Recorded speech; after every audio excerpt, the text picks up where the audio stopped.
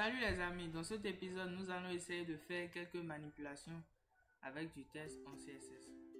Premièrement, nous allons parler de la taille. Pour modifier la taille du texte en CSS, on utilise la propriété font size. Mais ce que vous devez savoir, c'est que pour indiquer une taille en CSS, nous avons plusieurs méthodes. Nous avons la taille absolue et les tailles relatives. Pour les tailles absolues, on utilise souvent le pixel ou le centimètre ou le millimètre. Maintenant, pour les tailles relatives, on utilise souvent les pourcentages. Maintenant, on va essayer cela avec un exemple. Regardez bien. Ici, on va essayer d'augmenter la taille de ce texte. Bienvenue sur ma page. Je vous ai dit pour le faire, on utilise l'attribut font size. Donc ici, on met font size. On va essayer de faire une taille absolue, genre en hauteur. Donc on va utiliser par exemple le pixel. Ici, on va mettre par exemple 41 pixels. Pour représenter le pixel, on met Paint. Donc j'enregistre et j'actualise ma page. Et bien, comme vous pouvez le voir, bienvenue sur ma page à augmenter de taille. Maintenant, nous allons parler des tailles relatives. À cette taille relative, on a attribué souvent des valeurs relatives. Donc, c'est la méthode la plus recommandée dans le cas des tests parce que les tests s'adaptent plus facilement à ces valeurs relatives. Donc, pour le cas des tailles relatives, au lieu d'utiliser par exemple ici où écrit 41 pixels, on peut écrire par exemple is-small qui veut dire directement le minuscule. Donc quand on met notre font size ici, on écrit is-small comme ça, l'ordinateur comprend que notre texte sera directement en minuscule. Donc j'enregistre ici et j'actualise ma page. Et bien, comme vous pouvez le voir, bienvenue sur ma page est devenue minuscule. Maintenant, il y a encore plein d'autres valeurs relatives. Je vais par exemple mettre ici le small qui veut dire très petit.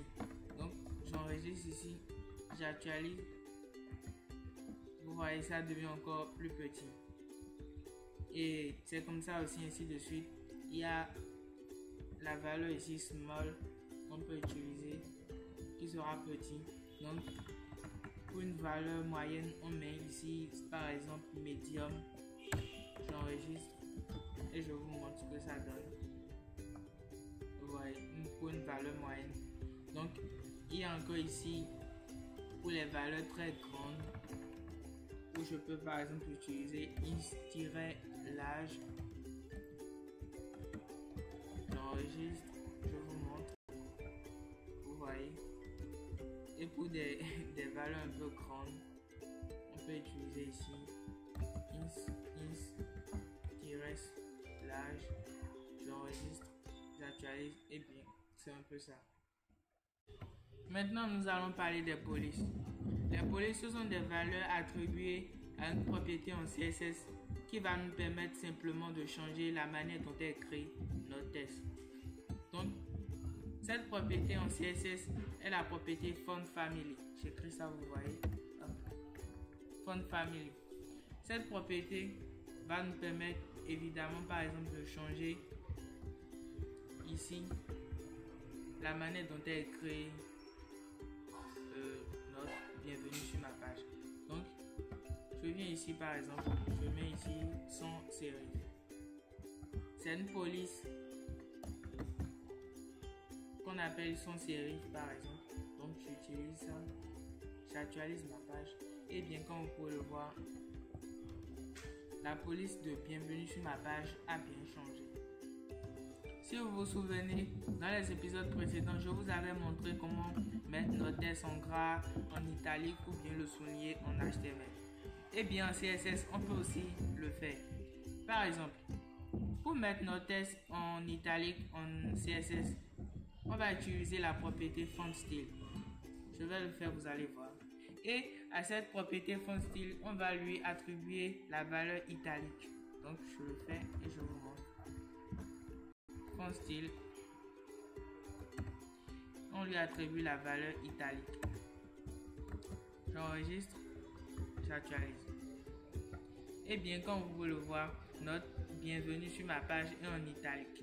Maintenant, si ça ne vous plaît plus de mettre votre texte en italique, vous pouvez utiliser la valeur normale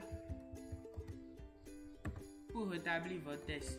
Donc, j'actualise et je vous montre. Et bien, vous voyez, bienvenue sur ma page est redevenue normale. Maintenant, pour mettre votre texte en gras, on utilise la propriété font white. Je vais utiliser ça. Maintenant, à cette propriété, vous lui attribuez une valeur bold. Donc, j'essaie rapidement, vous voyez. Font white, bold. Vous dites qu'on veut le mettre en gras. J'enregistre. J'actualise. Eh bien, ça n'a pas réagi parce que notre texte est déjà en gras. Maintenant, si vous voulez remettre ça normalement, vous utilisez normal pour rendre toujours le texte normal. Donc, c'est toujours normal. Vous voyez, ça redevient normal. Maintenant, si vous voulez par exemple souligner votre texte, vous allez utiliser la propriété text decoration. Maintenant, à cette propriété text decoration, vous allez lui attribuer la valeur underline qui veut dire souligner. Donc, on va essayer ici. Text decoration. On va écrire underline. J'enregistre et je vous montre. Et bien, comme vous pouvez le voir, bienvenue sur ma page est souligné. Donc, c'est un peu ça. Maintenant, je vais vous montrer un truc.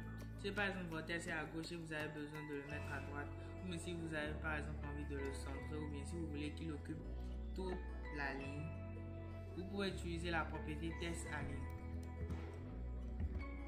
Text align. Maintenant, pour le faire, par exemple ici, notre texte est à gauche, donc c'est left. Donc on va le mettre par exemple à droite, on va utiliser right comme valeur. On peut mettre ici right. J'enregistre.